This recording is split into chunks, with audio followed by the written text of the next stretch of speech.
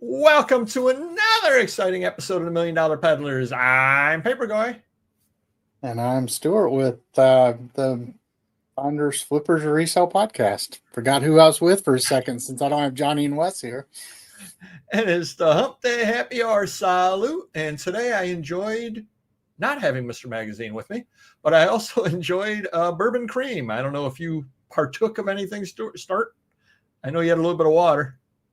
Yeah, just water tonight. So could be vodka. We don't know. And we're a man down on our end, and you appear to be two men down on your end. What's going on? Well, let's see. Wes had some excuse about needing to ref a college basketball game in Chattanooga, and Johnny said something about it being his birthday. So why he would not want to spend his birthday with us, I don't know, but anyway, that's their stories. Really, so. Johnny had to have his birthday on the same day he was going to appear on the show. Yeah, his parents should have planned better. Tell me about it. That's exactly what I was thinking. And Mr. Magazine claims that he is over at a trade show today. He even, get this, and I've got the picture over on my phone. He actually went so far as to take 3 employees and then take a picture of him having everything set up at some other location. He's really playing this out. The links he'll go to avoid us. I mean, it's. I'm just wondering what the guy who's, the hotel that he set this up at is going, what is that guy doing? We're going to say hello to a few people over here. And Jackass Retro is indeed first. Welcome in, Jackass. And Super Cedar Lights, good evening. And thank you for being a member. Dawn says, start. And thank you for being a member. And Wes and Johnny. Now, you needn't say hi to them. Finders Flippers Resell Podcast. Hey, I think I know them. Antiquarian Bookman, thank you for being a member. Mr. Hot Wheels, what's up? All is well. Anik, awesome Anik, welcome. Fantastic Flippin' Roo. Jazzy Jeff. And thank you for being a member. La Paper Passionista. Ciao. So we're going to start this as we always do. How are sales? Actually, pretty decent start to Q4, both online and in my booth. So I'm up over last Q4 so far. So hopefully we'll keep it up and see how it goes. And I know we were talking momentarily before the show. You are expecting a huge sales day. Is that tomorrow over on Whatnot? Hopefully. I do have a show scheduled. It's going to be a small show in number of items, but I've got some really killer items. I've got an antique postcard album and then a really cool vintage scrapbook that's got over 200 Valentine's cards from the 1910s and 1920s. And it's kind of strange because this Valentine's scrapbook is in a leather book that's got like tanks and bombs and planes. So it's like love and war, it's nice. And what time is your show tomorrow? 1:30 Eastern time. So yeah, everybody go over and bookmark that. Even if you don't buy anything, they're going to be fun to go through. I haven't really gone through them with the fine tooth comb yet, so I'm not sure what all is in them, but it should be fun to look at. Oh, definitely. No, that's a lot of fun. I always tell people that as well. I prefer to have the people over there and be active in the chat. Yep. It really does help, and it helps the show go faster. Now, most of my shows are 40 items, but I will tell you right now, when you are talking to yourself for 40 minutes and you get absolutely nothing from the chat, it is difficult. But if the chat starts talking back to you, the show flies. Absolutely. I would actually rather have, just throw some numbers out there. I would rather have a $30 show with an active chat than a $60 show with no chat, because it's pulling teeth on that other thing. I just really would. I'd rather just talk to me, people. Yeah, and I will say overall the Whatnot community is pretty good about keeping the chat going. Sometimes you have to prompt them a little bit, but once you get them rolling, then it's usually. Seems like usually when I do shows, they end up being 2 or 3 hours. So if it wasn't for the chat talking back, I don't think I could talk that long. Right. Yep, absolutely. Hello, Triple J. Welcome in. And sales, what sales? Well, yeah, there you are. And hi, diddly do, resellerinos. And I know you were going to ask me how my sales were because I know you're, yeah, absolutely, Don. Yeah, I was curious. I'm sitting on the edge of my seat waiting for you to I tell could us. tell. I could tell. It has been unlike. I've been on eBay. I signed up for eBay in 1998. Started selling on my own in 2002. I have never seen it like it is right now in all of that time. Monday, I sold 3 items, $64.50 worth of sales with 35,000 items listed. That's not good. That was the worst sales day I've had in the last 31 days because that's what shows up on your dashboard. Yesterday, I did $510, my third best day. Today, I've sold 2 items for like $40. So how do you go from 60 to 500 to 40 and not having like one big sale making it be 500? How? Yeah, that's just eBay, and it's so how many things do you have listed on eBay? 35,000 ish. Yeah, so wow. Yes, I have, what am I at? 1,600 roughly, I think, is where I am. So yeah, I would think that would be, you would think you would have more consistency with that many things listed, but. And I usually do, but it's just crazy, which I don't know what's going on. When is your show again, Anique wants to know? I believe it's 1:30 tomorrow. Yeah, I stuck it in the chat, but yeah, 1:30 tomorrow, and it's Franklin Hill Ventures. So you can just search Franklin Hill Ventures. And Papergoy tends to sell at 10 a.m. and 4 p.m. on Tuesdays, 4 p.m. on Wednesdays, all times Eastern, 4 p.m. on Thursdays. When I'm around, I tend to sell sometime in the evening on Saturdays and then whatever trains I'm on. Speaking of which, I believe you're on a train next month as well. Yep, Ephemerama 30. Hard to believe there's been 30 of those. I guess they're, what, 4 times? No, they're monthly, so that's how many years of Ephemerama, but I think they're monthly unless in there's the Paperpalooza, correct? And then they don't. That? I think Paperpalooza is the twice a year bigger event, and then Ephemerama is the every month. Right, except I don't think they do Ephemerama if there's Paperpalooza. I don't think they do them both in the same month. No, you're right. So there's 1 month that it doesn't get done. Yeah. I think I was actually in the very first Paperpalooza and the very first Ephemerama. So, well, that jackass is because everybody else was watching the $1 Million Peddler show last week as well. It's kind of you can't be buying while you're watching the $1 Million Peddlers. Right. You got to pay attention to everything going on. How about promoted 24 out of 67? Now, do you do promoted? I do. I've been playing around with some different things. I'll tell you where I've gotten the most bang for my buck on eBay here lately is doing the off-site promotions that you can do. Yeah. And that's been by far my biggest, return on ad spend. Really? And I've been playing around with my promotion numbers, especially in light of, the changes that are coming up in January, and I actually sat in on Liz O'Kane's, the Colorado eBay meetup last night. They had some eBay people on to talk about the changes. And, so, it was interesting. I don't think they really gave any answers as to why they're changing it, but, it's, but I did learn some things being on there. So, I don't know. I'm constantly tweaking promotions just to see if I can find a magic bullet. And so far I haven't. The one promotions I've had terrible success with that I don't do are the priority, the pay-per-click ones.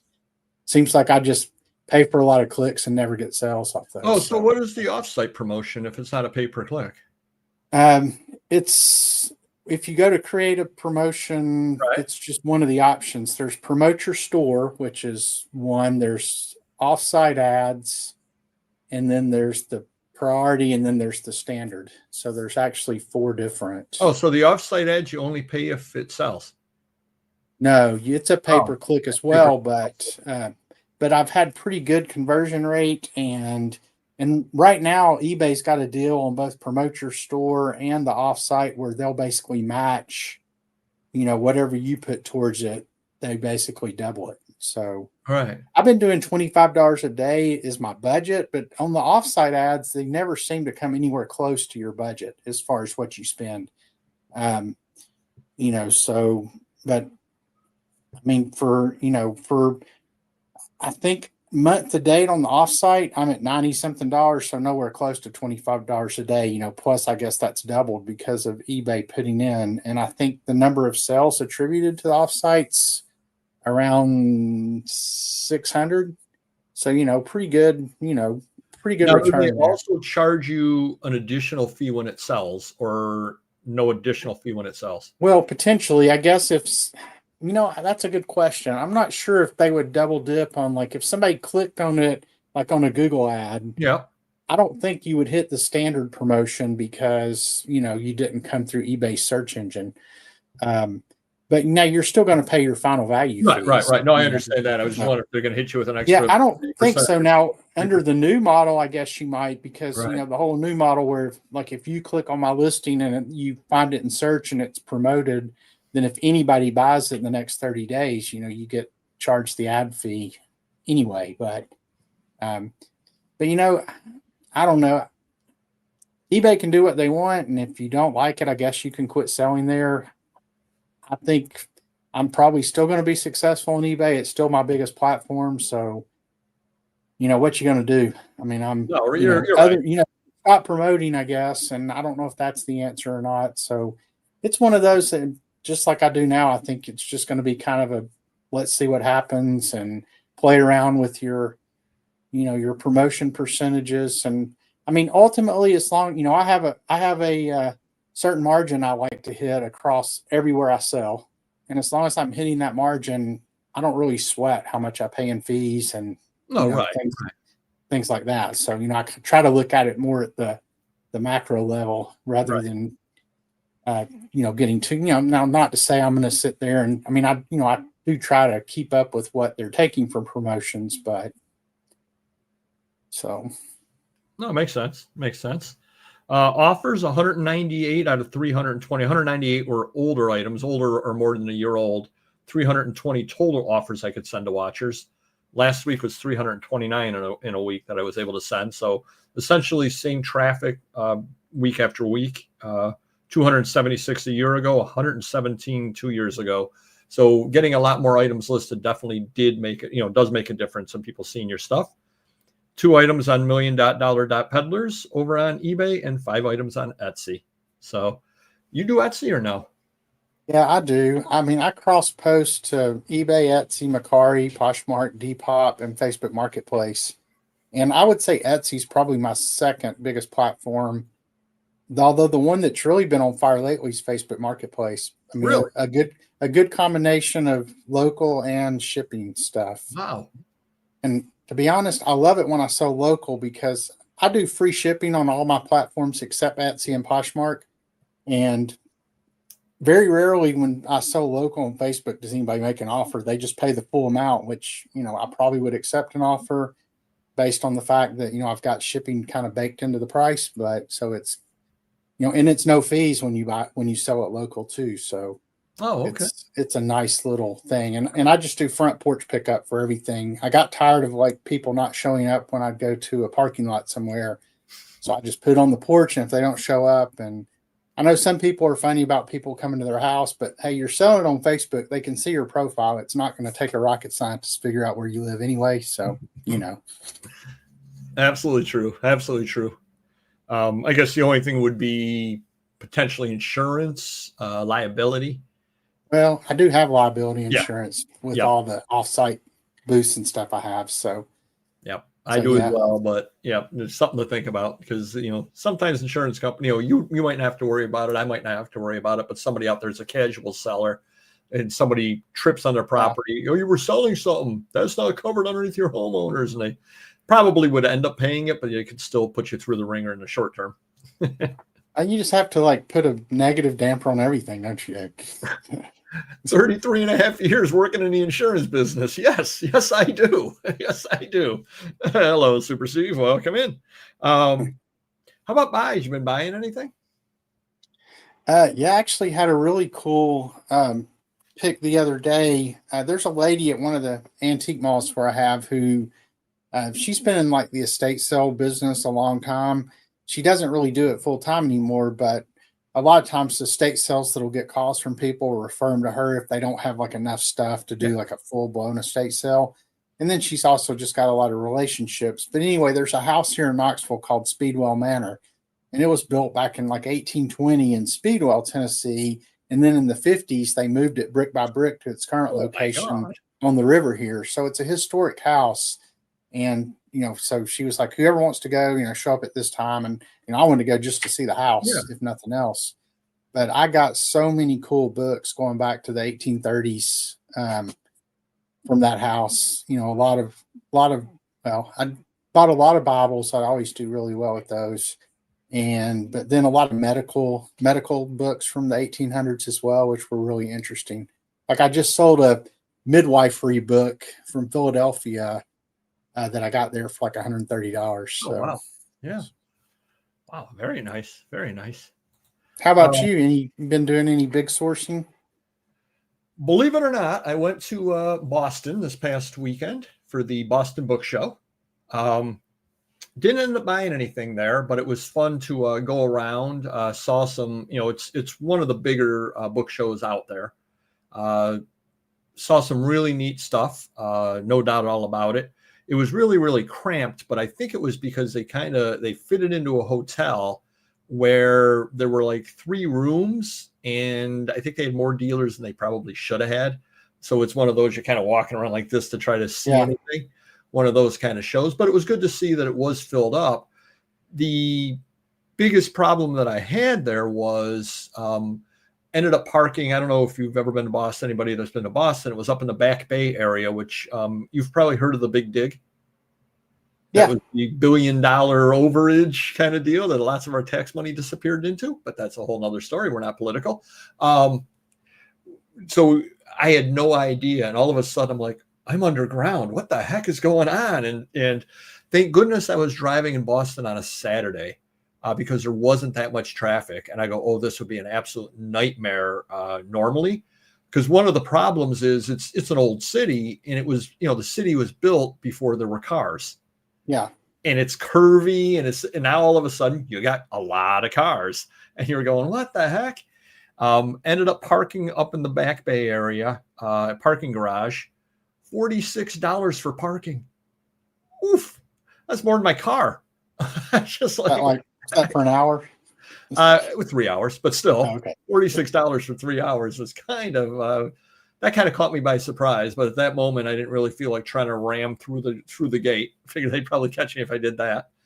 With the stop and go traffic out front, it wouldn't be too hard to catch me. But no, it was a lot of fun on that. But believe it or not, I didn't buy anything this week. That means in the last 2 weeks, I've only bought one item, some posters, which I'm going to flip to Mr. Magazine. So I really haven't sourced at all in 2 weeks.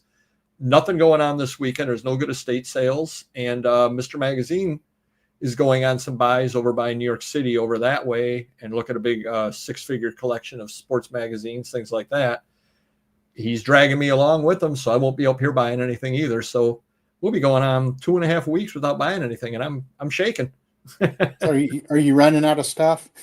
I'm down to pretty near only 100,000 unlisted items. So we are starting to, and we're heading into Starting to sweat there, aren't you? We are. We're heading into the holiday season at this rate. I don't know what I'm going to do in 2029 if I don't start buying now. Well, it's definitely getting into the winter doldrums here as well. Just from, you still have thrift shops, but as far as estate sales, yard sales, they start to dry up for sure. Fortunately, I'll usually get a call every week or two from somebody who's looking to unload something. So still have some sourcing opportunities, but be glad when it's spring again. Yeah, no, definitely. Flea markets and all that's the thing with, living up north is the flea markets all die. Now I know they're starting to pick up down in Florida and everything like that. Maybe I'll take a drive down to Florida next weekend. Who knows? Welcome, Jackie Jack. Thank you for being a member. Let's see here. Yeah, no. Well, I bought food and stuff. Does that count, Don? Oh, the other thing that got me a little bit upset, and it's contrary to Massachusetts law. I was at the hotel. I always love, and I don't know if you like this or not, but if I'm driving somewhere a long distance, I love it when the hotel that I'm going to has a restaurant in it, because obviously you're hungry when you get there. And yeah, I know it's going to be overpriced and I understand all that, but it's like, my first goal is to get to the hotel.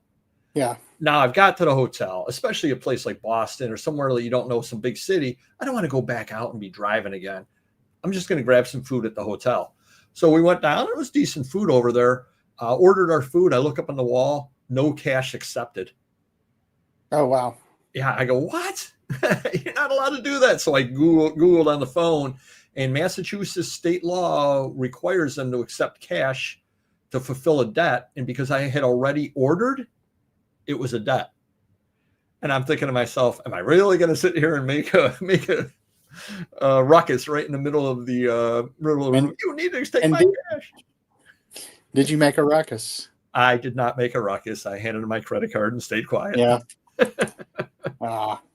Yeah, I know. But what are you going to do? So have you ever been to Denver? I went to Denver many years ago with a buddy. We saw a football game, but didn't really do any sourcing. Oh, we actually went to a gun show out there. That's all that we did when we were out there. I went out there a couple weeks ago with the Consignment Chat ladies, and I'd flipped that. Joe was there, and just every year we do a little get together. We did it in Gatlinburg last year, but I will have to say some of the best thrift shops out there in the Goodwill bins were. We don't have one in Knoxville, and the only other one I've been to is in Nashville, and it was not very good. But, man, this one was really, really good. I found, of all things, to find at the Goodwill bins, I found an 1854, I think it was, Bible from Iceland. In immaculate condition. Now, how that ends up in the bins, who knows? Wow. But yeah, and then I got we found this estate sale, and it was just, I think the guy who lived there and moved away to another state, and the family was just like liquidating all his stuff. It was not like an estate sale company. So we got there and they had some stuff in the yard, and they were, hey, if you come back tomorrow, we'll have some more stuff, out of the house. And I think it was Joe asked, hey, do you have any old toys? And they're like, well, we may have a couple in the basement, but we need to go down there. And we got to talking to them. They finally went, why don't y'all just come on down here? Oh my gosh, it was like a time capsule stepping back into the 60s and 70s. They had every board game you've ever known to be created, just about. I found the Farrah Fawcett iconic poster down there. I told the lady, if I lived here, I would have just made you an offer on the whole house because it was that good of stuff.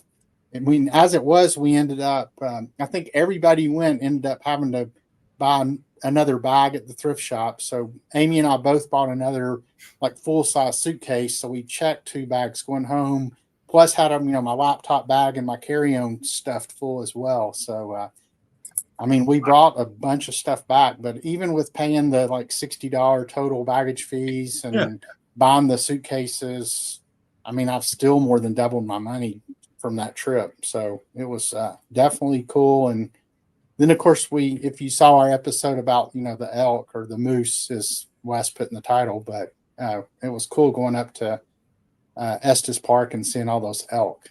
Right. Yeah. And welcome in, Brian. Thank you for being a member. And Dawn loves when I say Prittner.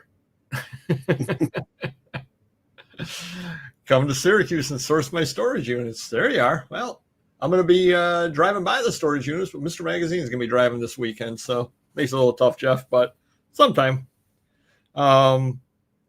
Let's see.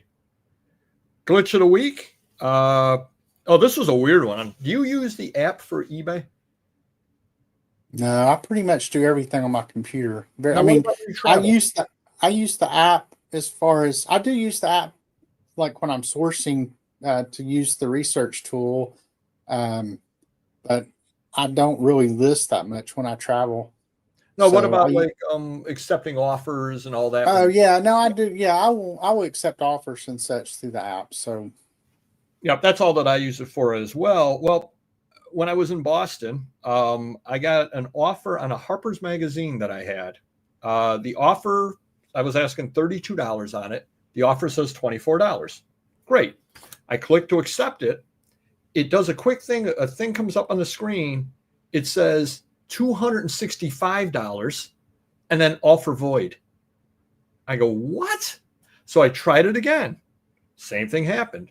So then I went to the email because I'm logged in on the app. I went to the email, clicked on it through the email. Same thing happened. It showed up $265 on a $24 app and it wouldn't accept it. So then I counter offered the guy. That worked. And I counter offered him at 24 and he was able to accept it and buy it. But I don't know if anybody's ever seen that before. That was a crazy, crazy thing there. I mean, I do hear people talk about glitches with the app, like when they're listing and things like that. But yeah, I can't see well enough to use the app for everything. You know, it's when you get to be old, it's hard to use. It's hard to use a phone for that kind of stuff. I need my big monitor in front of me. So yeah, I do not have a debit card, Don. I do have credit cards, but I was trying to spend cash only on that trip, so that was the problem. My craziest find at the bins was $20 in quarters in a blue binder for $3. Did you try to talk him down? So you immediately made 17. Absolutely. Oh, and Bill had it happen to him with the app having an error on it. So who knows what's going on? Well, that doesn't help me any, Jeff. It doesn't help me any. I'm the one. I'd love to have 20 totes of records, but I don't think I'm going to drive to Syracuse to pick them up. So from Tennessee, but so with all the magazines and books and stuff you bought, have you ever found money in any of them? Actually, I haven't. No, I've not. I had one time there was a book from like the 70s, and there were 2 envelopes in the front. One said haircut money, and there was like $80 in there, and then there was an unopened Christmas, one of those cash Christmas cards that had like 150 in it. So it's the only time I've ever found money. And so I went and got myself a haircut and bought myself something nice for Christmas. But there you are. Actually, that's not 100% true. I was out of town at the time, but there was a gentleman up here named Bill Klein, and he was a local movie critic. And he passed, and they were doing the auction of his stuff. And I said to Mr. Magazine, I said, I'm out of town for work. I'd love to go. I can't go. Can you go? We'll split whatever we buy. He goes, okay. So he bought a bunch of books. Turns out that Mr. Klein hid money in a lot of those books. So we ended up getting a few $100s back on our $150 worth of books. We got like $400 back or something. So we ended up making money. Now, had we known that going in, I think we would have been buying all the books. Yeah. Yeah, it's nice to find cash, no fees, no nothing. Yep. You know, just pure profit. So found $300. Oh, there you go. Wow. Nothing wrong with that. So this one made me laugh today. I call it a glitch. I don't know if it's really a glitch or not.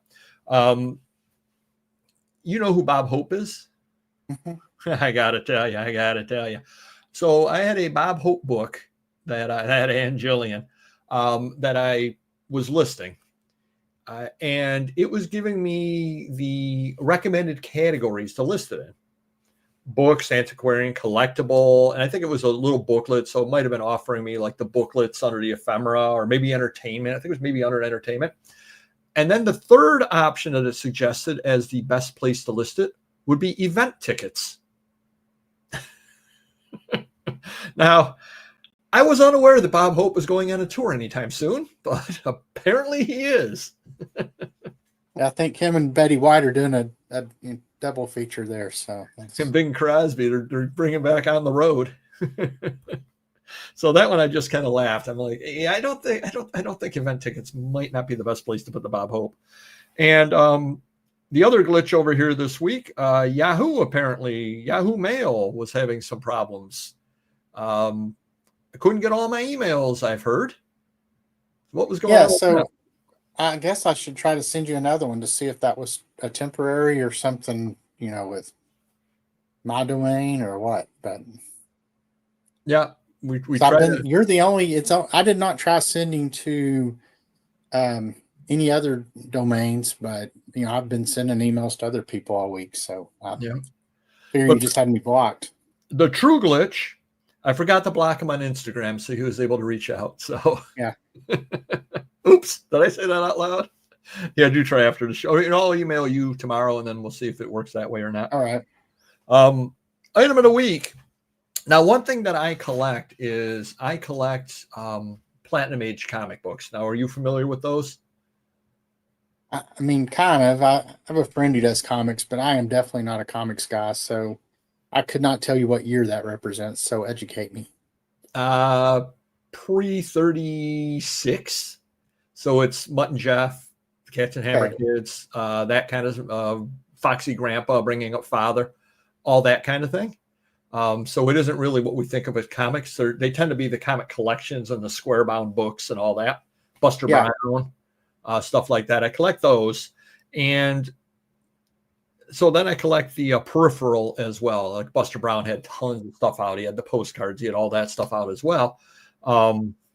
So I ended up picking this up, and I thought this was really, really cool. This is a Fox Film letterhead from 1918. But check out the bottom over there. How cool is that? Little advertisement there for Mutt and Jeff. That is cool. Yeah, so this is going right into the collection over here, no doubt all about that. But and again, that's the beautiful thing about when you do collect things like this. There's no price guide that probably nobody knows this even exists. Obviously this is one of a kind because it was sent out to a specific theater as well. But really, really cool items out there, and it's a fun thing to keep your eyes open for. It's because I collect it. You're out there and you see a pile of ephemera. Suddenly you find something rather like that, and you go, "Oh, that's cool. That's going in the collection." And the downside, well, the upside of it is doesn't generally cost a lot. The downside is doesn't generally go up in value because nobody knows who Mutt and Jeff are anymore. Yeah. Although I've heard they're going on tour. They're opening for Bob Hope. I don't know if that's true or not, but that's what I heard. Waiting for the Mutt and Jeff movie to come out. Kind of like when the Marvel movies come out, that character goes up. So, yeah. Oh my As they goodness. release that Mutt and Jeff movie. I tell you, when Foxy Grandpa makes that cameo, Yeah. I'm rich. Thank you, Hawkeye Figures. Exactly. The road to burial. Do you have a first appearance, Foxy Grandpa? So. Print near, no debit, Yahoo Mail. What century is this? Wow. Oh, geez. All right. Insulting offer of the week. We didn't get too many of them this week. Do you know who Aubrey Plaza is? She's an actress, right? I guess. Yeah. I think she's an actress. She didn't appear with Bob Hope, but she might on this next tour. Gem Mint 10 auto card Mr. Magazine had, PSA graded, 10, $412. They offered him $110 on it. He declined that. But the winner this week, a subscriber actually sent this to me. 1919 Lake Breeze Motor Company catalog. They were asking $249.87 on it. So a nice catalog from 1919. Got an $8 offer. Now, they didn't tell me whether they accepted it or not, but I'm going to suspect, given that they sent it to me, they probably did not accept that offer. Absolutely crazy on that. And the guy had 584 positives that made the offer. So it isn't like somebody with zero positives. It's somebody that's been around the block a few times. So yeah, probably means somebody's accepted one of those crazy offers at some point. So enabled them to keep doing it. That's true. So you don't use auto decline on anything? No, I don't. Mainly two reasons. Number one, it takes extra time to fill something in. And the second reason, my auto decline today might not be my auto decline 10 years from now. Yeah. I actually did sell something, and when Mr. Magazine comes next week, we're going to be doing our Bolo videos. A little thing that sold for their little spoiler alert here. I sold an item yesterday that I listed in 2010. So it took 15 years to sell, but darn it, I was right. It was a good buy. But I offered half price on it. I would not have offered half price, or would not have accepted half price on it back in 2007 or 2012 or whatever the heck the years are. So yeah, you never know. Countdown to Brimfield. I actually drove by the exit for Brimfield, so now I have no excuse not to go there because I know how to get there. So one of these years we'll do Brimfield. Oh my goodness, Cornfucius joke of the week. Oh my goodness, are you seatbelted in? I'm sure this one's going to be good. Yeah. This is the whole reason I came on the show. I don't blame you. Cornfucius asks, why did the elephant run away from the circus? He got sick of working for peanuts. You also could have gotten it about any 6-year-old joke book aimed at 6-year-olds. I have to go watch that Confucius if he ever comes close to a comedy club near me. So. Yeah, he's teaming up with Bob Hope and August Yeah. Raza, and it's going to be a lot of fun. A lot of fun. It's going to be a heck of a show. Customer issues. I got 2 returns that they just didn't like it. Now, have you seen more returns lately? No, I mean, knock on wood, I do not get a lot of returns. In fact, I don't remember the last return that I had at this point. Probably just jinxed myself, but no, you know what? I take that back. I did have one return last month that was just didn't like it. Yeah. So, but I mean, that's the good thing with selling what I sell with the vintage and collectible hard goods type stuff. I mean, it's not like clothing for sure. And I know you don't sell clothing either, but you can pretty well tell if you're going to like it or if what you need, when you see it in the pictures. There's no danger of it not fitting or anything like that, so from that standpoint, no, I don't have a lot of returns. Well, one of the returns that I did have, they just didn't like it was an advertisement for, when you go into the shoe store and you got those metal shoe sizers. Yeah. At least they used to have them. I don't know if they still have them or not, but, so it was an advertisement for it. It was a brochure. It opened up and I showed the cover and I showed it opened up and I showed the back cover, so, it was listed as ad brochure. It was listed in the advertising area. Well, the person returned it just didn't like it. I suspect that they thought they were actually getting the metal sizer. So this morning I had an offer on that brochure. I countered and said, I want you to know this is a brochure, because I'm thinking to myself, I don't want to sell it to them and then have them upset and returning it. I've not heard from them. And then I've got another thing. Have you ever heard of Winross? I don't think so. They made trucks, and they made the little advertising trucks. And they were in the Rochester area. And a friend of mine who has since passed went to the auction of their archives and picked up the archive with, some crazy number of photos. Like, I'm going to make this up because I don't remember, 650 photos from their archive of all these different trucks that they had made, all lined up in like groups of 20. So it's just a tremendous archive. So I think I'm asking, I don't know, $1,200 on it or something like that. I figure $2 a photo, that's fair for all what you see there. Somebody offered me $800 on it. I countered them at the $800 and I said, these are photos. This is from their archive. You are not getting 1,200 trucks. You are getting, and they haven't answered back. But again, I didn't want to send that out to them and then have them get upset that, I said, I'd rather not even go there, because I say photos, I have the pictures, I say it's from their archives, but that doesn't mean people necessarily read. So you got to sometimes head those off at the pass. Would be my suggestion on that. Do you do free returns? Yeah, I do. Yep. Yeah. Yep. Absolutely. I find that to be just so much easier, because again, we don't get very many returns. Yeah, that's kind of how I am. I mean, and depending on what it is, a lot of times, I'll just end up telling them to keep it, so because it's not worth to pay the return shipping for lower dollar items that are going to cost, if it's a piece of china or something. So right. And I don't sell glassware. It depends upon how you come at me. Obviously, if you come at me that this is, then return it. I have free returns. I am going to make you jump through the hoops rather than just give it to you. Or if you just seem shady, return it. I'm not giving a partial refund. Return it.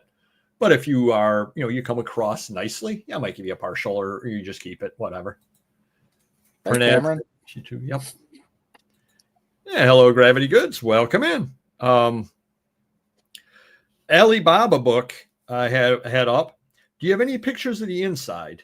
And then I took a look at it and I listed it in 2024. Now, you've been on eBay for a long time, right? Yeah, since 98. Yep. Same as me.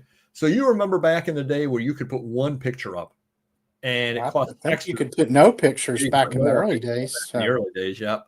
But then you put one picture up and it cost you extra to put a second picture up. Do you remember that?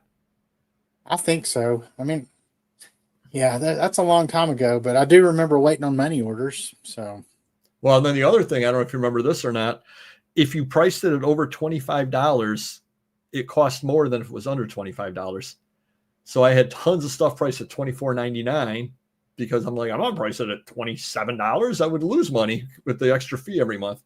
Well, that's back before they, that's back when people would play the system by, it'd be a dollar item with, $20 shipping. So Yeah. you didn't pay fees on shipping back in the day. Yep, absolutely. That's still the biggest. You still, it's all the Facebook groups always filled with how can eBay get away with charging fees on shipping? Blah blah blah. Well, it's because crafty buyers would sell stuff really cheap with high shipping, but Well, the other thing that the people sit there and yell about all the time, why can't we leave negative for buyers? Because the second they leave you negative, even if it's justified, you then left them negative. And I mean, I did, but other people did it. And it's like, so you never got a fair system, and they could be completely right. Maybe you didn't answer their emails. Maybe you didn't. So that's why you can't leave negative for buyers. But it was 2024. So I took a look. I'm like, yes, I do have pictures of the interior of the book. It's pictures 2 and 3 in my listing. You gotta, sometimes you wonder about people if they look or if they just ask. Well, I will say, especially when it comes to things like measurements, eBay's so big on write a good description, this and that. But then when you look on the app, you've got to drill down to even see the description. They don't put it where it's easy to get to, which I've never understood that. And I know, 90% of the people buying on eBay these days are probably using the app to do it. Yep. You would think eBay would just have the description right under the title rather than having to scroll down and it's kind of over on the right. You got to click and expand it. And I mean, it's no wonder people don't read them. It's eBay just does not make it easy to do. No, you're right. But you can see the pictures, I think. I don't know. Yeah, you can see the pictures. Well, some people can. I can't unless I have my reading glasses on. But I had a Pandora's concert poster. Guy bought it, and then I listed another one, but I listed it to start a couple of weeks after the guy bought the first one because I don't like to just throw stuff right up as well. Then he emails me, you said you told me you only had one. I go, no, I didn't. You never asked me how many I had.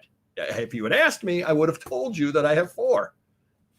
I didn't say, and that's what I explained to him. I said, all we have in this business is our reputation. I said, if you ask me a point blank question, do you have more? And I say no. And then 2 weeks later, one is listed. And that's kind of shady. You never asked me. And I haven't heard back from him since then. I think he's upset that I did have more, but I still took an offer from him underneath my asking price anyway. So I don't know what it mattered. I did have somebody on Etsy last week send me a nasty email about, I ordered a garden gnome and you sent me this, blah, blah, blah. I mean, it was like a really kind of accusatory email. And, and then I didn't sell that to him. And so, I just responded back and said, I think you sent this to my own seller. They're like, oh, you're right. Sorry. It's like, sorry about those threats against your family. Nothing personal. Let bygones be bygones. I ended up blocking the guy who, this was great. The guy, I mentioned it a couple of weeks ago on the show. He had bought an item from me, didn't pay for it. I canceled and relisted. He immediately made an offer on the item again, same price. So I sold it. This time he paid. Happens. Sometimes people don't know they want it, whatever the case happens to be. As soon as he got it, he said, the envelope arrived, open at the bottom, and there was nothing in it. I said, please send me pictures. Week and a half, I've not heard from him. So I blocked him. I said, I wanted to give him time because I'm set up where people that I block cannot contact me. So I didn't want to just block him from day one. Then he sends pictures and he yells at eBay. And then it looks like, but I figure after a week and a half, if he's not sent pictures, I don't believe him. I don't believe him on that. So he finally got blocked. And my other pet peeve about eBay buyers are the ones that are so upset over shipping. I use calculated shipping. There isn't much I can do about it. You're charging me this to send a brochure? Yes. Yes, I am. What do you want me to say? What do you want me to say? That's one of the reasons I just do free shipping, and I mean, obviously it's not free. I'm working into the price. And I mean, and there is some dollar cost averaging, things are cheaper to ship to the East Coast versus the West Coast. But, once ground advantage became prevalent and the pricing's not near as, priority mail, it may be $8 to ship it to North Carolina and 30 to ship it to California. But with ground advantage, that spread's more like, 6 and 12. And, I can usually live with that because I'll work $8 to $10 to shipping into the price. And the main reason I started doing it is just I know one of the search options is to show me only things with free shipping.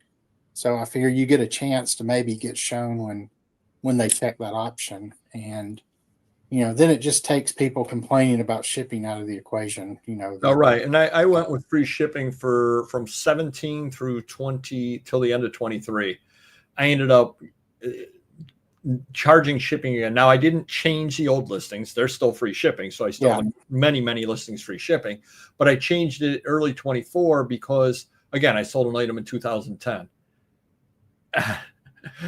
from 2010. Yeah. So the problem is, I priced shipping into it, but if I price shipping into it in 2017, it's changed a little bit. 25. Yeah. I'm the opposite. I have some older listings that still have calculated shipping. Yeah, but whatever works for you. And again, I've done that, and I do free shipping over on Etsy. So see, I'm the exact opposite. That's the only place I don't do free shipping. Well, Poshmark, because shipping's baked in, you don't really have free shipping. It's just included. But yeah, so Etsy's the only place I do calculated shipping. And the reason there, I don't know, just for the most part, I feel that Etsy is a little bit more upscale buyer clientele, and so, I mean, I actually charge pretty close to the same base price, but then do calculated shipping. It's not quite as high as the base price on, say, eBay, but it's, pretty close. So, well, you want to know why I have free shipping on Etsy? No. Because I couldn't figure out how to set up the calculated shipping because I started trying to do it and I got all lost. And I go, there's a button here, free shipping. It's all set up. There we go. We're all done. So it was just way too confusing trying to set up the calculated shipping back 4 years ago or whenever I set up my Etsy account. Maybe I was in a hurry. I don't know. But I'm like, just do free shipping.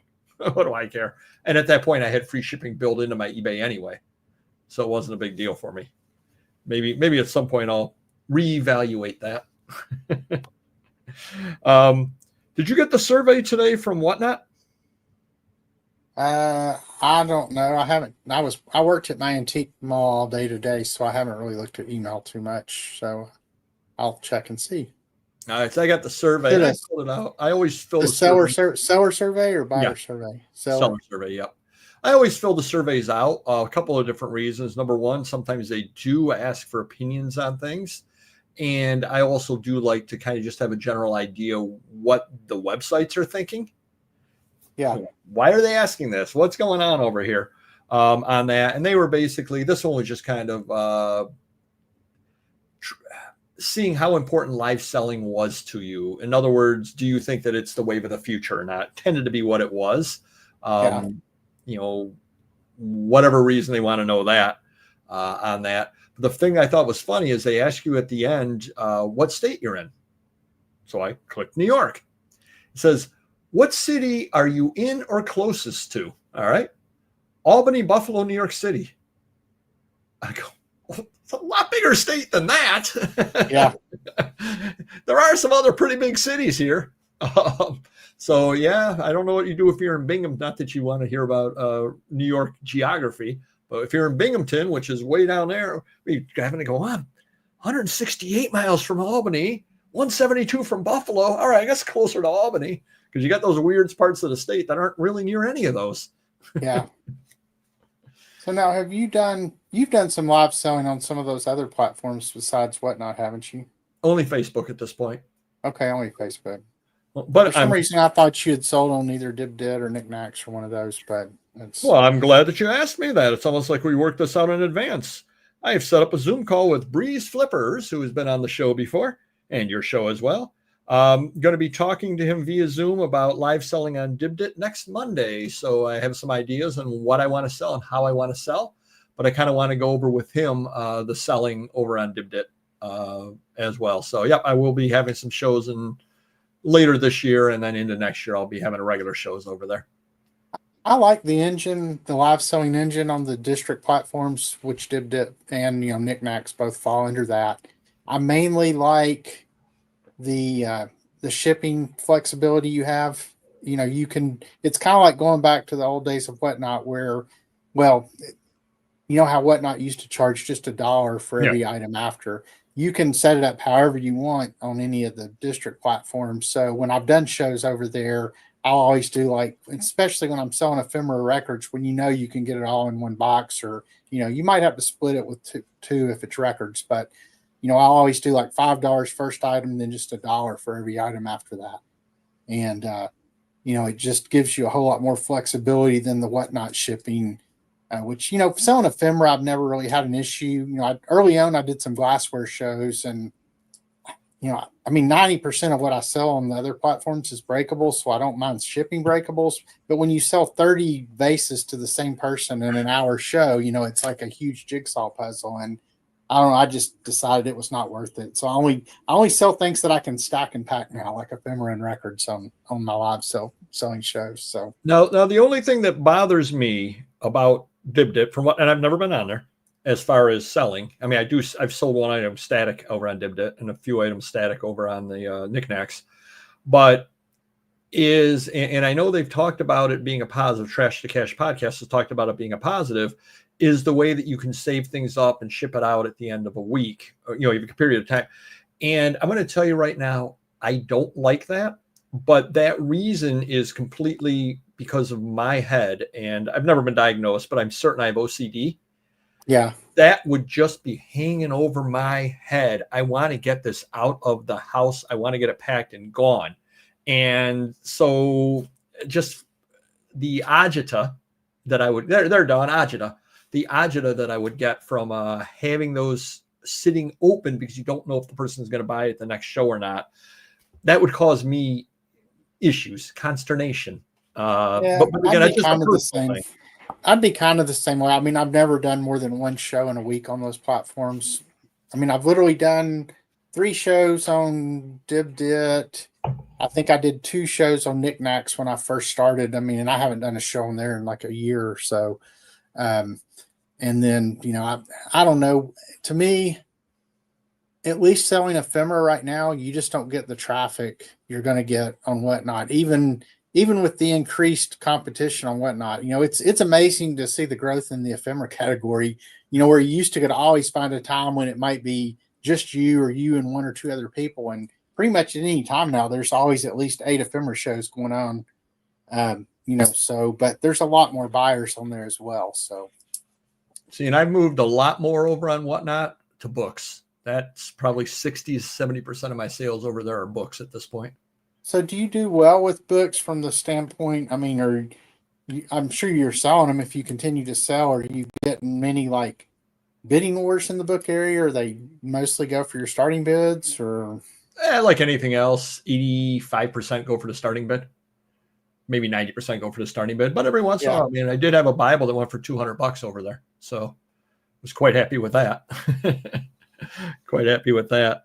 Oh, Etsy invited me to the first group of sellers to try instant transfers. I can transfer up to $500 a day for just a 1% fee, capped at $1. So there we are. I guess I'm got a pretty big deal over on Etsy. That's cheaper than eBay's instant transfer fee of $2. So that's. Oh, next week, I know you're going to be tuning on in. We have a special guest next week. Vintage Views is coming back. Jason, always a lot of fun. Great guest, talking all about photos. And I did see him down at the Allentown Paper Show. And good guy and great to talk with. He's very, very easy to deal with. Have you, you've seen his shows and everything, I'm sure. Yeah. I've been in a lot of his shows on Whatnot. Yeah, definitely. Nope. Do we either have a Whatnot store, and how well is it?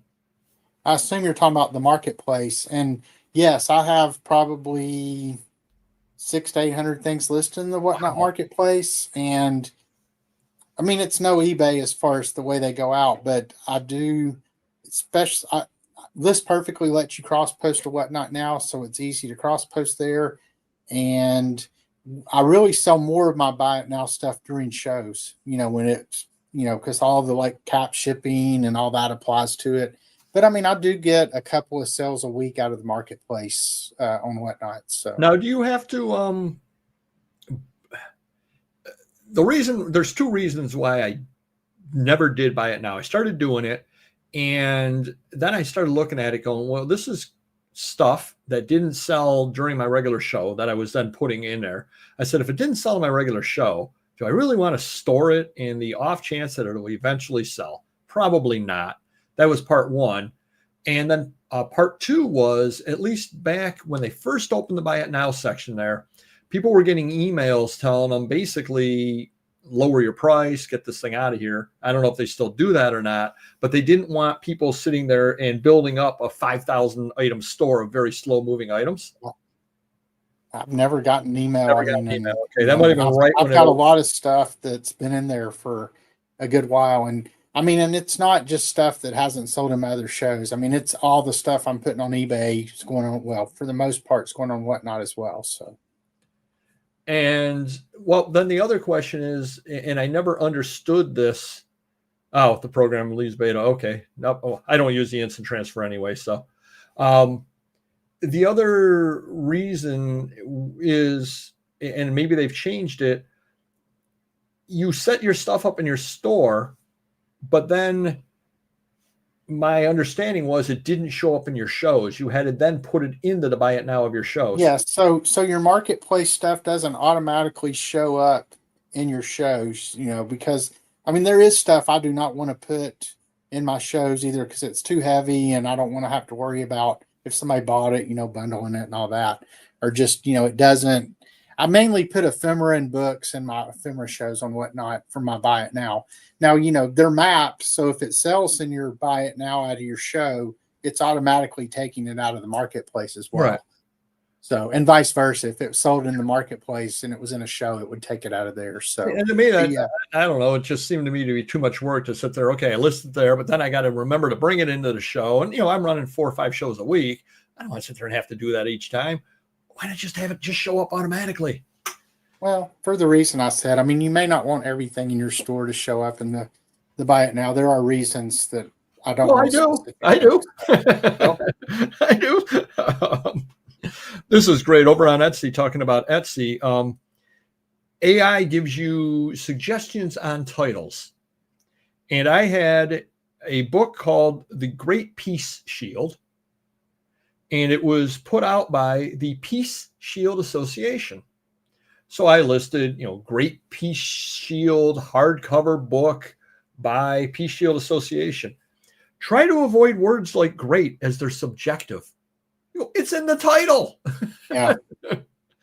And then don't repeat the word Peace Shield. I go, no, I kind of have to because that's the name of the publisher. Yeah.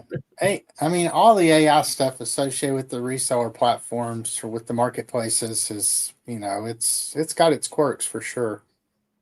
I mean, it's the whole reason I got banned on Depop for a while, as I was selling that like an old glue container from the 1800s, which, obviously did not have any glue left in it, but you can't sell adhesives on Depop. So They just banned me. I mean, didn't even send me a warning. It's just like banned me.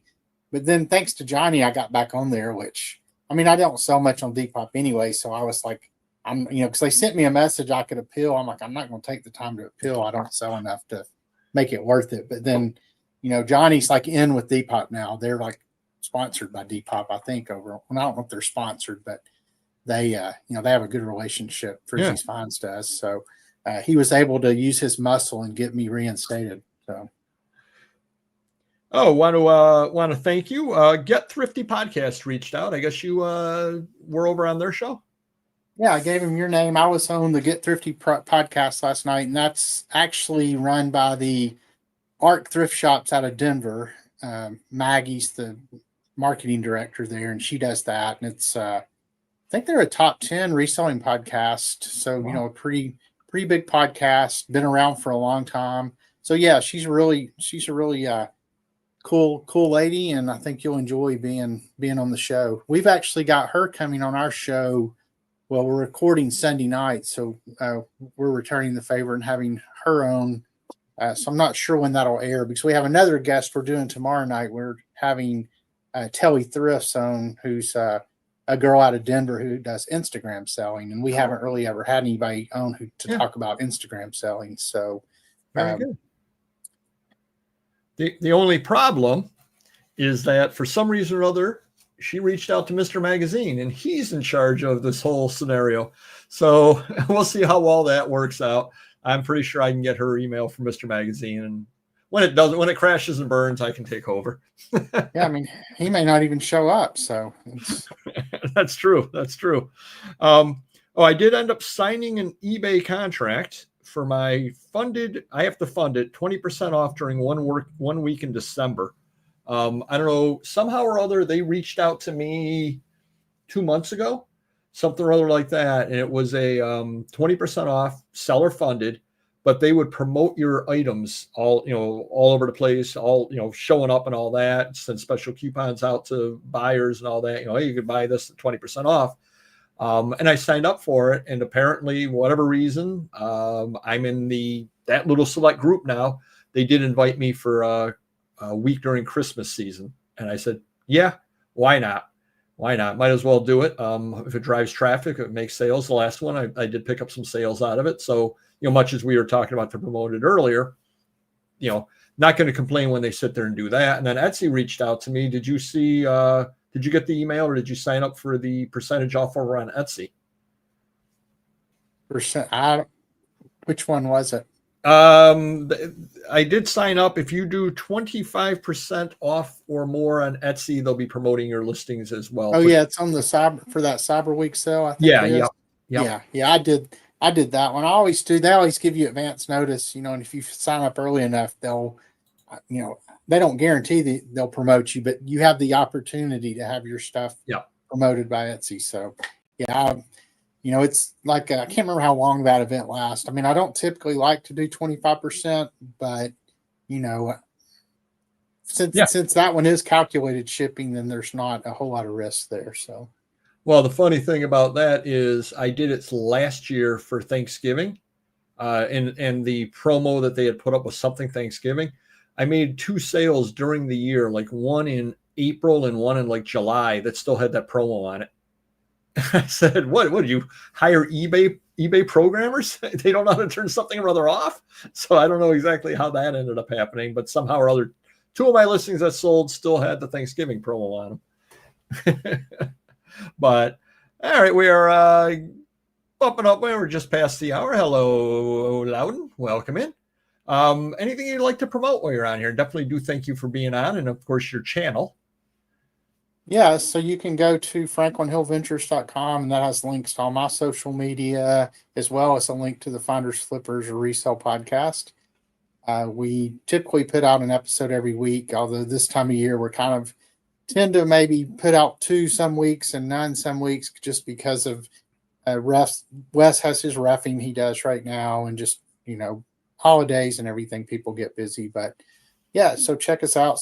Appreciate the subscription. But yeah, franklinhillventures.com, and that'll get you to my Instagram. And hello, Frizzy's Finds. Welcome in. And if you go to my Instagram, you can see pictures of the Northern Lights that came to Tennessee last night. Yeah, he was.